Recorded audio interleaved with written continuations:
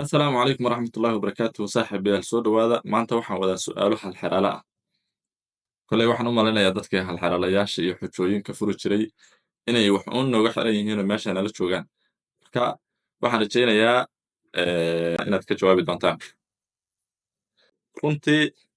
xalxiraalayaashu waxay dadka ka caawiyaan badqabka maskaxda iyo inuu qofku barto xalinta dhibaatooyinka iyo xujooyinka haddaba xalxiraalaha koowaad wuxuu leeyahay sida tan sheeg naflaha ukun iyo ilmo toona aan dhalin sheeg naflaha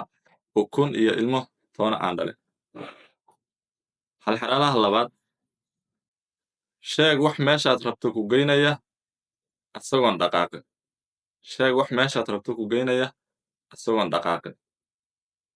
xalxiraalaha saddexaad waxaad sheegtaa waxa adduunyo ugu dambeeya waxaad sheegtaa waxa adduunyo ugu dambeeya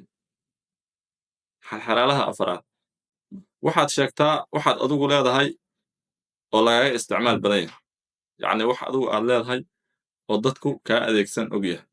sheeg waxaad sheegtaa wax adigu aad leedahay oo lagaga isticmaal badan yahay waxaan rajaynayaa inaad soo sheegi doontaan waa mahadsantihiin